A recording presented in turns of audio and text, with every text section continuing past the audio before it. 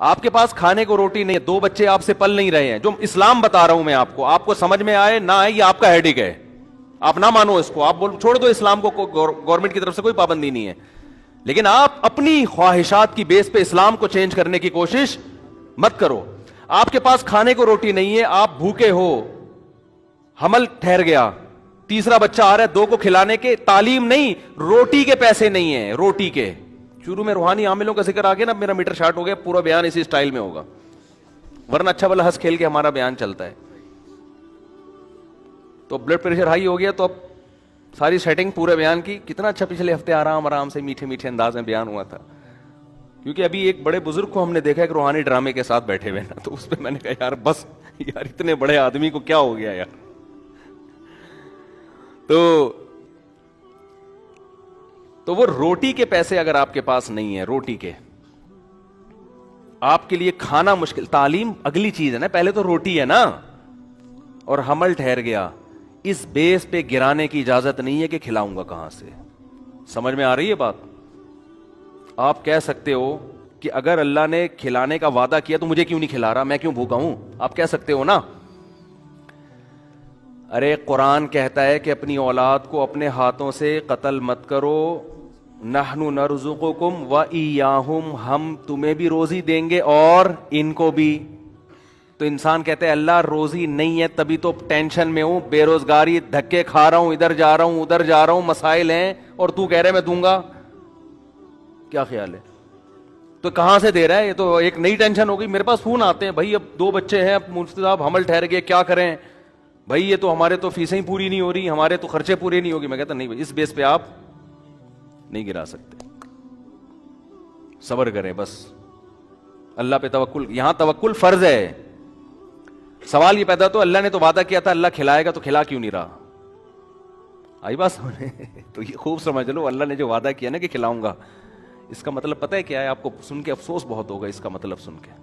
اس کا مطلب ہے اگر میں چاہوں گا میں کھلاؤں گا, اگر میں چاہوں گا, نہیں چاہوں گا تو نہیں کھلاؤں گا. اس کا یہ مطلب ہے, سمجھ رہے ہو؟ اب سوال پیدا ہوتا ہے اللہ پھر ایسے وعدے کا فائدہ کیا؟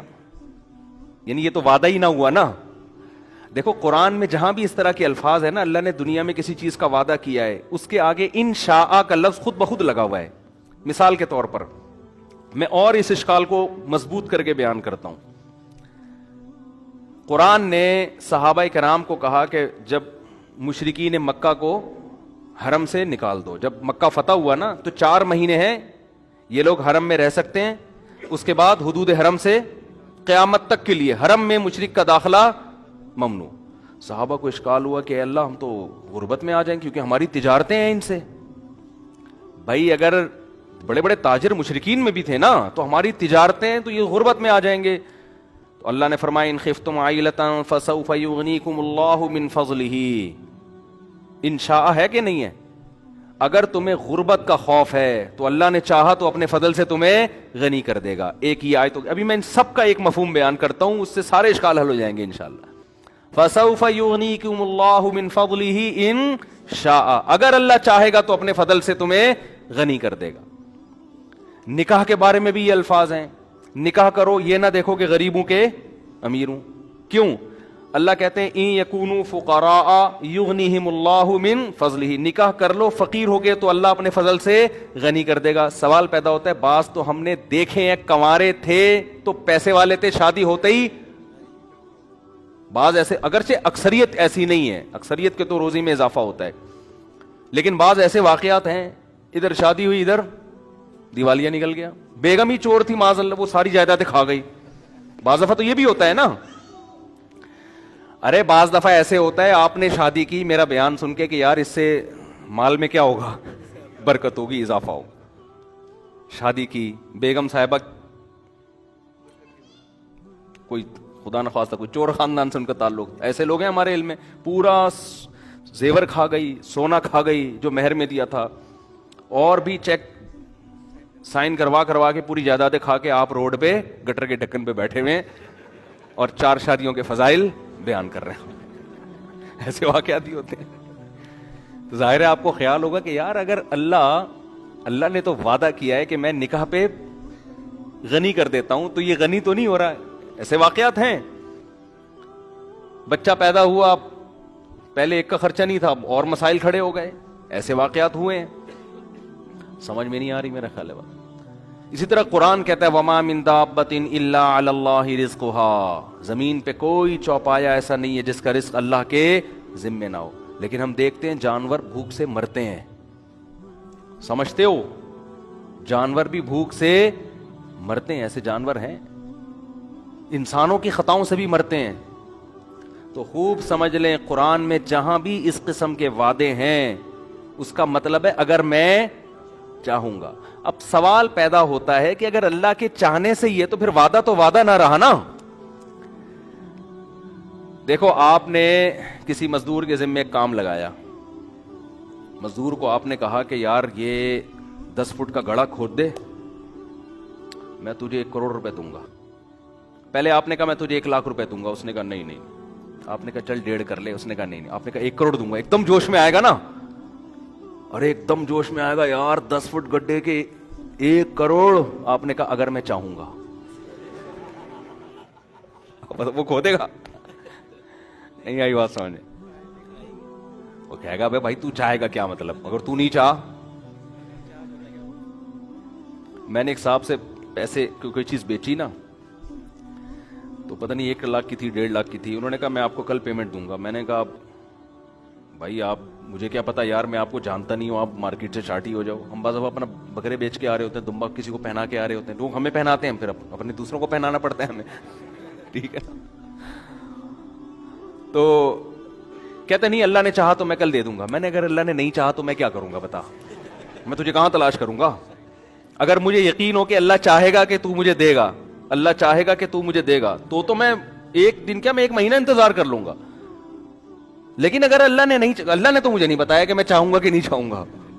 اگر اللہ نے نہیں چاہا تو میں تو تجھے فون کروں گا بھائی میرے پیسے دے, تو کہے گا اللہ نے چاہا ہی نہیں. کیا خیال ہے, ہمیں کیا ملے گا. اب جب ہم لوگوں کے بارے میں یہ بات سوچتے ہیں, یار یہ کیوں اٹک رہا ہے یہاں پہ, یہ اللہ نے چاہا نا تو ہمارا مائک سسٹم ایک دن انشاءاللہ ٹھیک ہو جائے گا.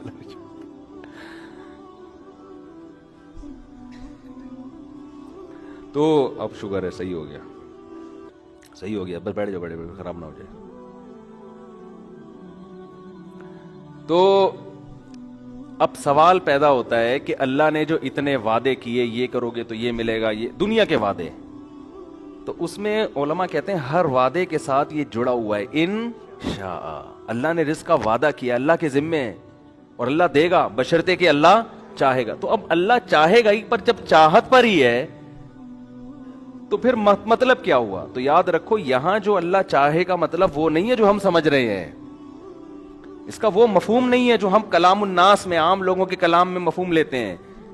علماء کہتے ہیں جہاں بھی قرآن میں آتا ہے نا, قرآن میں آیا کہ مشرکین کو حدود حرم سے نکال دو, غربت کا خوف ہے تو اللہ چاہے گا تو غربت دور کر دے گا. تو یہاں اصل میں یہ سمجھایا جاتا, نکاح کرو, فقر کا خوف ہے تو اللہ چاہے گا تو فقر دور کر دے گا. یہاں اصل میں یہ فلسفہ سمجھایا جا رہا ہے کہ غنا اور غربت اس کا نکاح سے تعلق نہیں ہے, اس کا اللہ کی چاہت سے تعلق ہے. اگر نکاح اس خوف سے نہیں کیا کہ میرے پاس پیسے جمع ہو جائیں گے تو اللہ چاہے گا تو ہوں گے, نہیں چاہے گا تو نہیں ہوں گے. تو اللہ کی چاہت حاصل کرنے کے لیے وہ کام کرنا جو اللہ کی مرضی کے خلاف ہو, تو اس میں اللہ کہاں چاہے گا, اور اگر چاہے گا تو تمہارے نقصان کے لیے چاہے گا. پھر وہ سمجھ میں آ رہی ہے بات کہ نہیں آ رہی. اس کا تعلق کیلکولیشن سے, اسباب سے نہیں ہے, اس کا تعلق کس سے, اللہ کی چاہت سے. تو جب آپ کو پتا ہے کہ اس کی جیب سے پیسے میں اس کی مرضی کے بغیر نہیں نکال سکتا, تو اس کو اس کی نافرمانی کر کے اگر میں پیسے نکال بھی لیے میں نے, تو وہ پیسے مجھے راس نہیں آئیں گے, وہ میرے لیے فائدے کے بجائے نقصان. اور اگر اس کو خوش کر لیا اور یہ پیسے مجھے نہیں دے رہا, مجھے پتا یہ غیرت مند آدمی ہے, احسان فراموش نہیں ہے, اس کا مطلب نہ دینے میں میرا ہی فائدہ ہے, یہ مجھے کسی اور طرح سے آزما رہا ہے. سمجھ میں نہیں آ رہی بات, میرا خیال ہے. اس کی مثال ایسے جیسے گناہ, دیکھو رشوت لینے میں پیسے ملتے ہیں زیادہ, حرام کاری میں پیسے زیادہ ملتے ہیں کہ نہیں ملتے, حلال میں اکثر پیسے کم ملتے ہیں انسان کو. لیکن جب آپ نے नाजायज करके पैसा कमाया और अल्लाह ने दिया आपको, तो ये यूं समझ लें कि ये वो मिठाई है जिसके अंदर जहर की गोली रख के आपको खिलाया जा रहा है। ये अल्लाह खुश होके नहीं दे रहा, तो इसमें खैर की तवक्को आप ना रखें। और आपने हलाल पे कनात कर ली और बिलफर रिस्क नहीं मिल रहा, तो ये वो जहर है जो देखने में जहर लग रहा है लेकिन ये एंटीबायोटिक है, ये आपकी इस्लाह के लिए, आपको फायदा पहुंचाने के लिए है, इसमें खैर है। ये कड़वी गोली आपके फायदे के लिए है और वो मीठा लड्डू उसके दुश्मन अगर मिठाई खिला रहा है तो वो मिठाई में खैर नहीं हो सकती। दोस्त अगर आपको करेले का जूस भी पिला रहा है तो वो आपकी शुगर लेवल को कंट्रोल करने के लिए पिला रहा है। नहीं आई बात मेरा ख्याल है समझ में?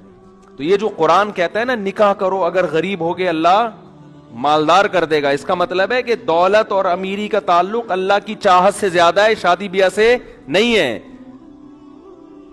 तो अगर तुम निकाह नहीं करोगे ऐन मुमकिन है अल्लाह इससे भी ज्यादा गरीब कर दे, इससे भी ज्यादा गरीब। और निकाह करने के बाद भी अगर गरीब कर रहा है तो चाहता तो अल्लाह तुम अमीर करना था, क्योंकि अल्लाह ने वादा अमीरी का किया है, लेकिन अगर गरीब कर रहा है इसमें कोई मसलहत है, वो मसलहत तुम्हें बनाना, तुम्हारे गुनाहों को माफ करना, तुम में तवक्कुल पैदा करना और नाकामी के नक्शों में कामयाबी पैदा करना है।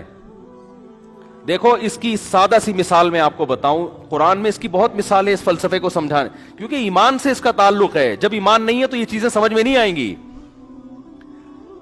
इसकी बहुत आसान मिसाल, मूसा अलैहिस्सलातु वस्सलाम के बारे में कुरान कहता है कि फिरौन के महल में रहकर भी उन्होंने अल्लाह की इताअत की, अल्लाह की नाफरमानी बोलो नहीं की ना नाफरमानी। अगर मूसा अलैहिस्सलाम फिरौन की बात मान के चलते तो फिरौन के महल में बड़ा जबरदस्त ठिकाना मिलता आपको, क्या ख्याल है? इज्जत मिलती, शोहरत मिलती, सब कुछ। लेकिन कुरान कह रहा है फलम्मा बलगा अशुद्धहु वस्तवा आतैनाहु हिक्मन व इल्मा व कज़ालिका नज्जिल मुहसिनीन। जवानी की दहलीज पर कदम रखा, हमने इल्म और हिकमत से नवाजा, हम नेक लोगों को ऐसे ही इल्म और हिकमत